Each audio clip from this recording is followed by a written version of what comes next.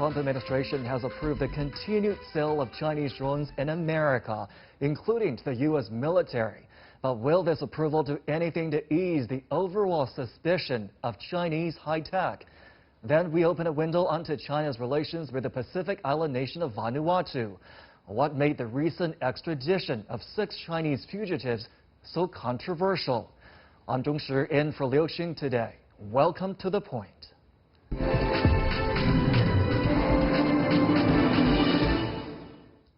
The American cloud of suspicion has lifted on at least one Chinese high-tech product, drones. After 15 months of testing, the U.S. Interior Department has allowed China's DJI Technologies, which is the world's leading producer of consumer drones, to continue selling their products in the U.S. DJI was dominating the U.S. market, including within the military, until August 2017, when the U.S. Army accused the drone of, quote, cyber vulnerabilities, like the potential that DJI servers could store a consumer's aerial photos and videos. So how were 2 new DJI high-security drones able to overcome these concerns? And what does this DJI approval say about the current climate of anti-China suspicion at a time when the Trump administration continues to accuse Huawei's 5G technology of being a, quote, national security threat? Joining me here in our studio are Zhang, Associate Professor at Beijing Normal University, and Andy Mok, Senior Research Fellow at the Center for China and Globalization. Gentlemen, welcome to The Point. Long story short, this suspicion and concern around DJI basically says, because this is a Chinese brand, because their drones are manufactured in China, if you use them, you run the risk of having your data leaked. Over the past years, what have been the specific accusations that DJI has faced? Let me start with you, Professor Zhang. Well, there's really not much specific accusations. It's more like innuendos. I think there was a senator in a hearing that basically implied, say something like American consumers would be concerned that if data are sent to China, they're not actually accusing DJI of actually doing that, but, you know, offhand saying something. So it's that kind of course, DJI came out straight away and in an open letter, just flatly saying that we're just not doing anything of that sort. So yeah. Andy, why have there not been specific accusations, and instead we're getting, you know, all of these very vague accusations instead? Well, yeah, I think, Professor, you made a really great point that it's innuendo. And the word that I think we should focus on here is they're described as potential vulnerabilities. So as far as I know, and you know, I think there's many people covering this, there have been no actual cases of espionage or cyber breaches. But again, which makes potential the key word here. Exactly, exactly. So, and I think it fits in with the larger picture that in Washington, D.C., over the last few years, there's been a consensus, and now that's changing, and I'm sure we'll touch on this in the program tonight, but that China is a threat. Some have even termed it an existential threat, and something needs to be done, and that something includes blocking sales of especially Chinese technology products within the United States, but also the U.S. doing anything it can to stop other countries from using Chinese tech products, whether that's Huawei, whether that's ZTE, whether that's DJI, whether that's Hikvision, et cetera, et cetera, et cetera. And having been caught up in this climate of suspicion against China and Chinese products, DJI has rolled out a series of proactive measures to basically persuade the United States government that their products are safe to use, and one of those measures being the launch of new government edition drones, which has no access to the internet and stores information and data locally. Do you think that will work, the special government edition drones? So, well, the Department of Interior in the U.S. thinks it works. So they did the zero testing over 15 months period. That's lots of flight tests. And they brought in experts from NASA, and so basically proved that there's no data being transmitted out of the system.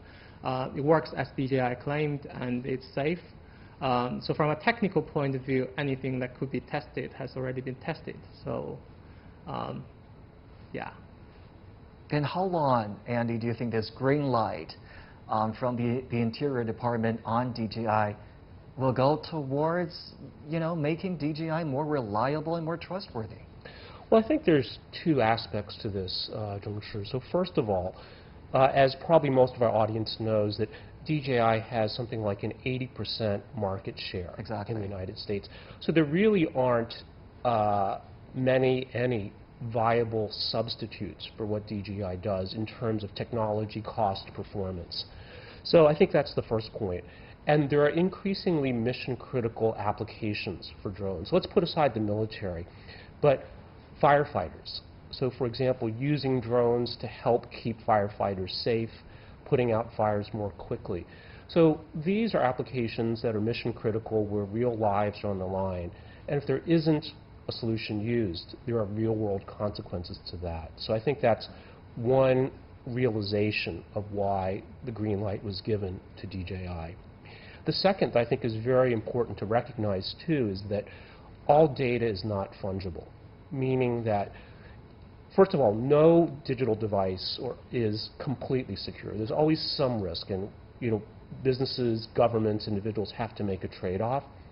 That being said, I think the measures that DJI has put in, essentially an airlock, so saying that the data is only on the device, is a very sensible way to provide a sense of security. It's easily understood. It's common sense.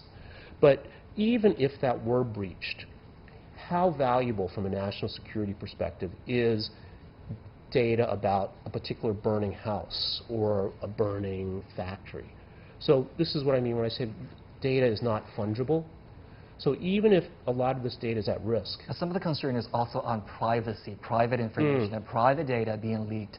So it might not jeopardize national security, but it's still not a scenario that the consumers, average consumers, we're talking about, government agencies, police stations using the drones, but we've also got everyday consumers using the drones. And is that a legitimate concern? I think that certainly is. And where that line is drawn, again, I think will vary by country and by time as well. So people's notions of privacy change. So we go back to the early days of the telephone. Many people were alarmed at this tremendous invasion of privacy. You have this device in your home. Anyone could just call you in the privacy of your home and invade your privacy. And those norms changed. So I think that's one thing to bear in mind, and the cost benefit as well. But I think a better solution is like we see what the EU has done with their the General Data Protection Regulation, that there needs to be clear regulations, they need to be enforced, there need to be consequences if privacy is violated. And of course technology shouldn't be ignored. But I think to only say, well, there's a potential privacy risk, therefore we should not use this technology, this product that brings all these other benefits. I think upon hearing the news of the green light, a lot of people still think we should not get ahead of ourselves and think that the climate is now changing and that tech companies like DJI are going to just go ahead with their business in America and just do better with market share and everything. So to what extent does this green light help with the image of DJI and certainly its operations globally, not just in the United States? So that actually goes a long way, in my opinion. I'm a glass half full kind of guy. So being under this kind of extreme scrutiny, both DJI and Huawei, incidentally, Huawei even opened up their source code for people to examine, and nobody found any problem in that. So after those scrutiny, you can say this company's product are probably the safest in the world, not just in terms of intentional backdoors, even like unintentional bugs will probably be cleared out by all that scrutiny. So over the long term, people will gradually grow out of this initial suspicion, because in the end, people are suspicious of China because they think China is like the Soviet Union. But in reality, China doesn't really care whether US falls. China just wants China to get better. That's a different mindset. So there's no, the purpose is not to do any harm to the US. And by ensuring your product is safe and sound and you actually get into the US market, that's actually benefiting the Chinese companies. So sooner or later, people will gradually learn to accept that. It's very interesting you mentioned Huawei. Obviously, they're both caught up in this suspicious sentiment against Chinese companies and Chinese products. But how similar are they, Andy? Huawei and DJI, are they really in the same boat here? I think it really depends how you want to look at it. I mean, from one perspective, of course they are. I mean, these are Chinese companies selling a technology product that at least has the potential to capture sensitive data. And then the question is, what do you do with that data? So in this way, yes, they are. But obviously, the products are very different. So Huawei, smartphones, networking, telecommunications, networking equipment, whereas DJI is primarily drones. So different products. I think it really depends how we want to look at it. How would you feel about this statement, about some people would feel that this is not so much about national security, but commercial competition, where the United States government is helping American companies retain that competitive edge in the market? Professor? My answer is yes, it certainly raises that suspicion. A lot of the stuff that people do, like the supercomputing thing that when I was here last time discussed, it seems to be they're trying to slow down China's development into certain areas so that the U.S. companies can go ahead. But really, give some credit to the U.S. companies and the scientists and engineers. They don't need that help, and you're actually hindering their competitive strategies. Government tends to do that. This is why banks have prop investment desks that just looking into what kind of damage governments do and then look for free money that generates.